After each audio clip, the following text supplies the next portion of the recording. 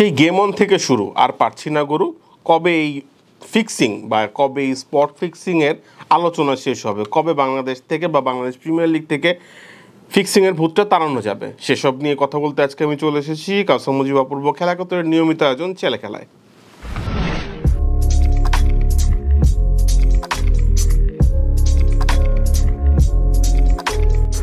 অনেক বড় স্বপ্ন নিয়ে বাংলাদেশে 2012-13 সালের দিকে শুরু হয়েছিল বাংলাদেশ প্রিমিয়ার লিগ, এবং প্রথম আসরটা বা প্রথম কয়েকটা আসর বেশ দাপটের সঙ্গে বিশ্বজুড়ে যেসব ফ্র্যাঞ্চাইজি ক্রিকেট লিগ চলে তাদের সঙ্গে ফাইট করেছিল লিগটা। এবং খুব বেশি দিন আগের কথা না, একজন আলোচিত সমালোচিত বিসিবি কর্মকর্তা বলেছিলেন এটা বিশ্বের দ্বিতীয় সেরা প্রিমিয়ার লিগ বা আইপিএল এর পরেই। তিনি সম্ভবত বিগ ব্যাশ বা অন্য পাকিস্তান সুপার লিগ সিপিএল এর কথা ভুলে গিয়েছিলেন। এখন মানের দিক থেকে আসলে বিপিএল টপ 5টা 6টা 7টা 8টার মধ্যেও সম্ভবত নেই ফ্র্যাঞ্চাইজি ক্রিকেট লিগের, অথচ ঠিক আইপিএল এর পরপরই বিপিএলটা শুরু হয়েছিল এবং প্রথম কয়েকটা আসলে বেশ টপ লেভেলের ক্রিকেটাররা এখানে খেলে গিয়েছেন। মানে একদম স্মরণীয় সময়ে ক্রিস গেল থেকে শুরু করে শাহিদ আফ্রিদি, বড় বড় ক্রিকেটাররা এই বিপিএলে খেলে গিয়েছিলেন। কিন্তু সেই বিপিএল আজকে নিজের ছায়া হয়ে ঘুরছে এবং তার সবচেয়ে বড় কারণ হচ্ছে ফিক্সিং বা স্পট ফিক্সিং। এবং সেটা শুরু আসলে 2013 সাল থেকে, এবং সেটা শুরু হয়েছে গেম অন নামের একটা ভুইফোর প্রতিষ্ঠানের হাত ধরে। ইভেন্ট ম্যানেজমেন্ট কোম্পানি যারা বড় স্বপ্ন দেখিয়ে বিসিবির কাছে এসেছিল, এবং বিসিবিও সে স্বপ্নর পথে ছুটতে গিয়ে তাদেরকে কয়েক দফা নানা রকম লোন দিয়েছিল বড় মুনাফার আশায়। বিপিএলকে একটা বড় ব্র্যান্ডে পরিণত করার আশায় বিসিবি তাদের দেখানো পথে বা তাদের দেখানো রেসিপিতে হেঁটেছিল।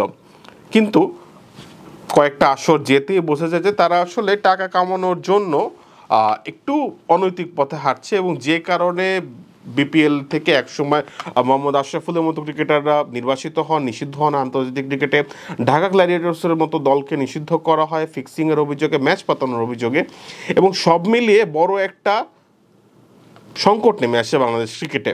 এবং সেবার আইসিসির মানে কি বলবো, আইসিসির অনেকটা প্রেশারেই এই ফিক্সিং এবং স্পট ফিক্সিংয়ের সাথে জড়িত ক্রিকেটার এবং সংশ্লিষ্ট দলগুলোকে শাস্তি দেওয়া হয়।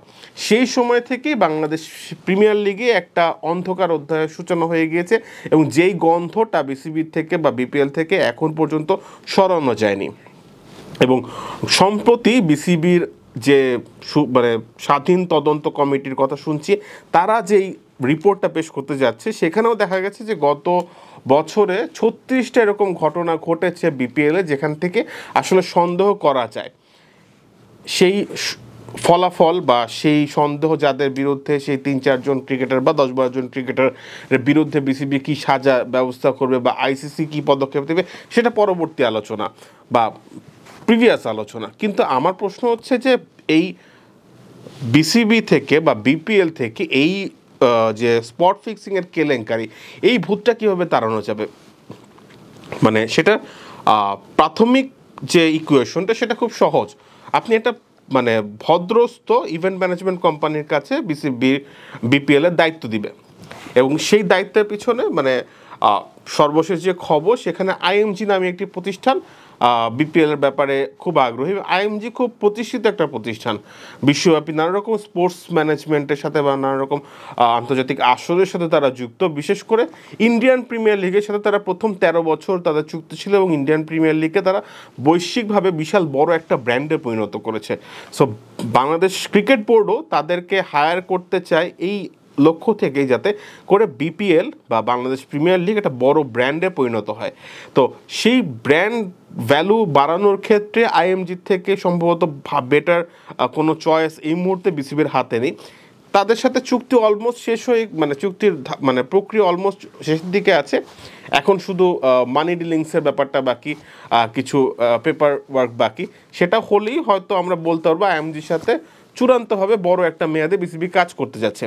এখন আইএমজির মতো যখন একটা প্রতিষ্ঠান আসে, আইএমজি কিন্তু আপনার ইভেন্ট ম্যানেজমেন্টটা করবে, আপনার বিপিএলের সার্বিক আয়োজন তাদের হাতে থাকবে, কিন্তু ফ্র্যাঞ্চাইজি মালিক পক্ষকে আপনার এমনভাবে চুজ করতে হবে যারা এই $5-10,000 বিনিময়ে ম্যাচ ছেড়ে দেবে না, $5-10,000 বিনিময়ে কোনো একজন প্লেয়ার বা কোনো একজন ক্রিকেটারকে বাধ্য করবে না স্পট ফিক্সিং করতে।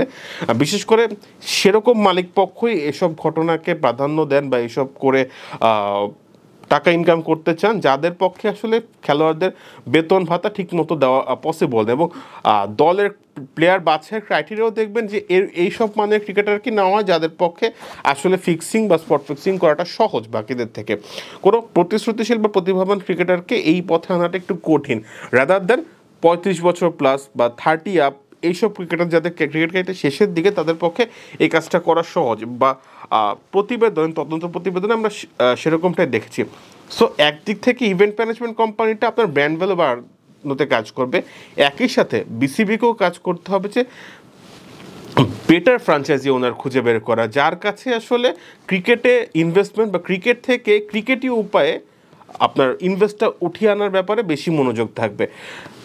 ইভেন্ট ম্যানেজমেন্ট কোম্পানি এবং ফ্র্যাঞ্চাইজি মালিক এরা পরস্পরের বন্ধু হয়ে বা পরস্পরের সহযোগী হয়ে কাজ করতে পারলে বিপিএলটা একটা বড় ব্র্যান্ডে পরিণত হতে পারে। বিশেষ করে বিপিএল আপনারা যদি দেখেন প্রায় 10 বছরের বা এর থেকে বেশি লম্বা সময় ধরে বিপিএলটা চলছে।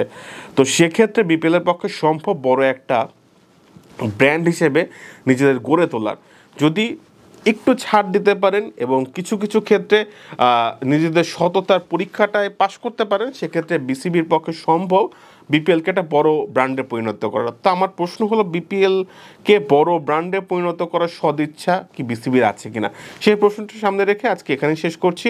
সবাই ভালো থাকুন, সুস্থ থাকুন, খেলা একাত্তরের সাথেই থাকুন।